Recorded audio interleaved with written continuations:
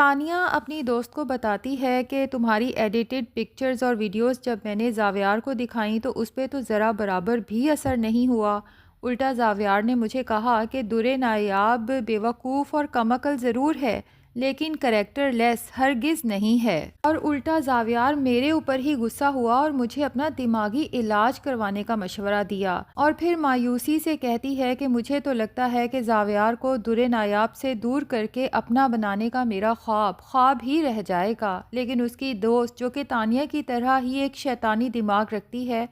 تانیہ کو یاد دلاتی ہے کہ ایک دفعہ پہلے در نایاب گھر چھوڑ کے چلی گئی تھی نا،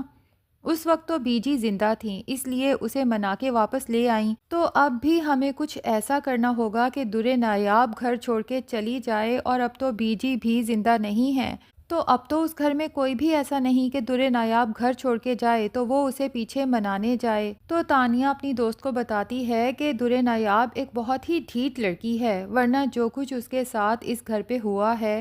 بی جی کی ڈیتھ کے بعد اگر اس میں تھوڑی سی بھی سمجھداری ہوتی تو وہ خود ہی گھر چھوڑ کے چلی جاتی۔ تو تانیہ کی دوست کہتی ہے کہ یہ سب تم مجھ پہ چھوڑ دو اور اب ذرا میرا کھیل دیکھو۔ اس کے بعد وہ در نایاب کو کال ملاتی ہے اور اسے کہتی ہے کہ آپ نایاب بات کر رہی ہیں زاویار کی مسز، مجھے آپ سے کچھ ضروری بات کرنی تھی۔ در نایاب کہتی ہے جی پلیز بتائیں، تو وہ شروع ہو جاتی ہے کہ دراصل میں اور زاویار ایک دوسرے کو 1 سال سے پسند کرتے ہیں، ہم دونوں ایک دوسرے کے بہت قریب آ چکے ہیں اور بہت جلد شادی کا ارادہ بھی رکھتے ہیں۔ آپ نے زاویار کے رویے میں بدلاؤ تو محسوس کیا ہوگا۔ زاویار نے مجھے بتایا تھا کہ اس نے آپ کو اپنے کمرے سے نکال دیا ہے اور بہت جلد وہ آپ کو طلاق دے کے اس گھر سے بھی نکالنے والا ہے۔ اب در نایاب جب تانیہ کی دوست کی یہ باتیں سنتی ہے تو جھٹکا تو اسے بھی لگتا ہے اور وہ سوچتی ہے کہ زاویار نے یہ سب کچھ تو میرے ساتھ کیا ہے، اس کا مطلب یہ لڑکی سچ کہہ رہی ہے، اب تو بی جی بھی نہیں ہے جو زاویار کو طلاق دینے سے روک سکیں۔ لیکن پھر در نایاب کو اچانک بی جی کی آخری وصیت یاد آتی ہے جو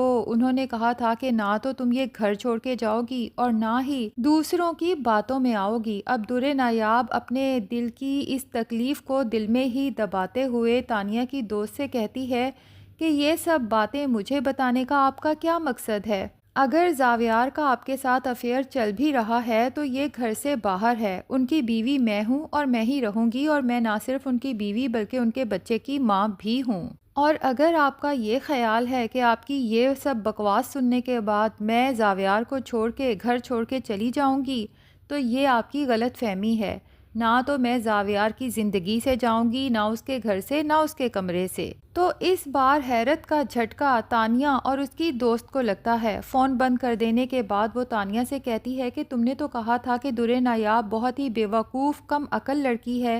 لیکن یہ تو مجھے بہت ہی تیز ترار لگ رہی ہے۔ تانیہ بھی حیران ہو جاتی ہے کیونکہ وہ جس در نایاب کو جانتی تھی وہ تو واقعی ہی بات بات پہ ڈرنے والی ایک کم عقل لڑکی تھی، آخر در نایاب میں اتنی سمجھداری آئی کہاں سے؟ اب ایک طرف تانیہ سر توڑ کوششوں میں مصروف ہے در نایاب کو زاویار سے دور کرنے کے لیے، تو دوسری طرف نگار بیگم در نایاب کو اس گھر سے نکالنے کے لیے اپنی کوششیں جاری رکھے ہوئے ہیں۔ اس کے لیے وہ ہمیشہ کی طرح غضنفر کے پاس جاتی ہیں اور اسے کہتی ہیں کہ اب تو بی جی بھی نہیں رہی جو در نایاب کو ہر وقت پروٹیکٹ کرتی تھیں، اور در نایاب کی ڈھٹائی دیکھیں کہ زاویار نے اس کا اور حیدر کا تمام سامان نکلوا کے گیسٹ روم میں رکھوا دیا تھا، لیکن وہ کس دھڑلے سے اپنا سارا سامان لے کے واپس زاویار کے کمرے میں شفٹ ہو گئی ہے۔ تو ہمیں زاویار کو مشورہ دینا چاہیے کہ اس سے پہلے کہ در نایاب کی منمانیاں مزید بڑھیں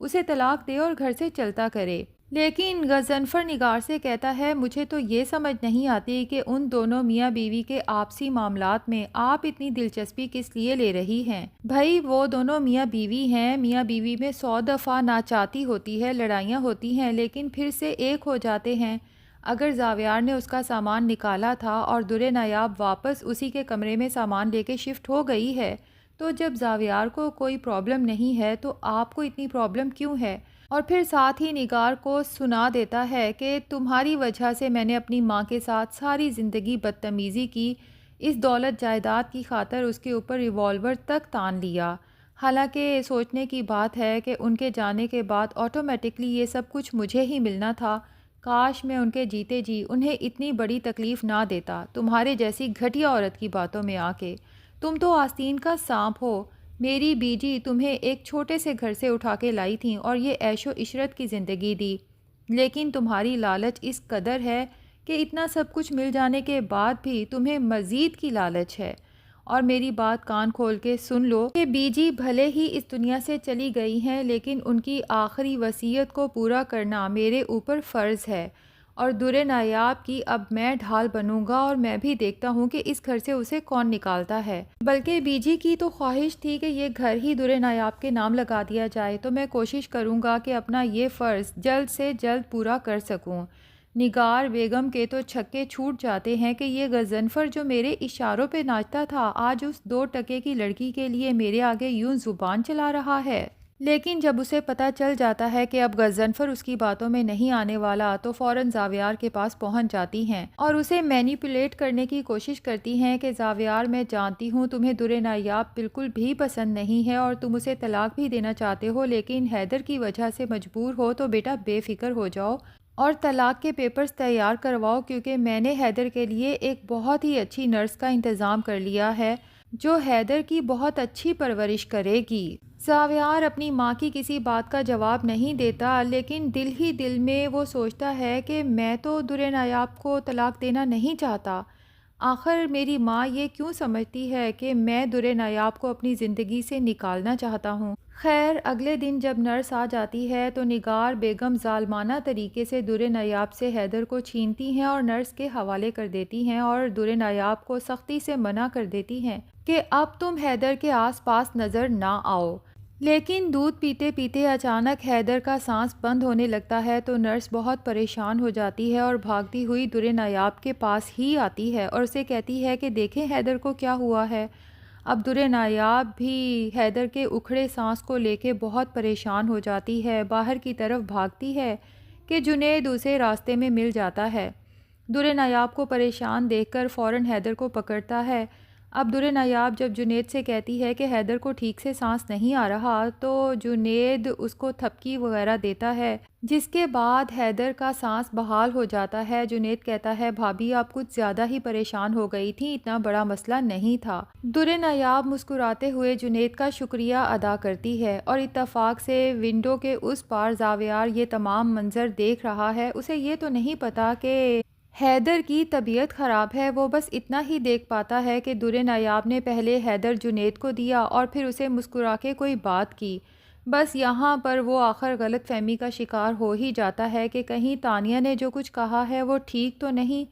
اتنے میں جنید زاویار کے پاس پہنچ جاتا ہے اور اسے کہتا ہے کہ بھائی فوراً سے پہلے اس نرس کو نکالیں اور حیدر کو بھابھی کے حوالے کریں۔ تو زاویار غصے سے جنید سے کہتا ہے کہ یہ تمہارا مسئلہ نہیں ہے، تم خود کو اس سب سے دور رکھو، جس پہ جنید کہتا ہے کہ اگر آپ لوگوں نے حیدر کو بھابھی کے حوالے نہ کیا تو مجبوراً مجھے آپ کے خلاف پولیس میں کمپلین کرنی ہوگی۔ زاویار تو جنید کی بات سن کے حیران ہو جاتا ہے کہ تم اپنے بھائی کے خلاف جاؤ گے، آخر وہ در نایاب تمہاری لگتی کیا ہے؟ تو جنید زاویار سے کہے گا کہ وہ میری بھابھی ہے، میرے لیے قابل احترام ہے، اور آپ کے اس سوال سے تو مجھے لگ رہا ہے کہ تانیہ نے اپنا زہر آپ کے دماغ میں بھی گھول دیا ہے، اور مجھے اچھے سے پتا ہے کہ تانیہ یہ سب کیوں کر رہی ہے، کیونکہ وہ آپ کو حاصل کرنا چاہتی ہے۔ اور پھر زاویار کو سمجھائے گا کہ بھائی اس عورت کی باتوں میں آ کے اپنا رشتہ در نایاب بھابھی سے خراب نہ کریں، کیونکہ ایسی لڑکیاں قسمت والوں کو ملتی ہیں۔ تب جا کے زاویار کو احساس ہوگا کہ واقعی ہی میں تو تانیہ اور اپنی ماں کی باتوں میں آ کے در نایاب کے خلاف سوچنے لگا تھا، ورنہ در نایاب سے تو میں آج بھی محبت کرتا ہوں۔ تو ناظرین، کون کون چاہتا ہے کہ یہ جنید تانیہ کو طلاق دے ہی دے اور پھر تانیہ کا وہی حال ہو، دھوبی کا کتا، نہ گھر کا نہ گھاٹ کا؟ کمنٹ سیکشن میں اپنی رائے کا اظہار ضرور کریں، ویڈیو کو لائک اور چینل کو سبسکرائب بھی ضرور کر دیں۔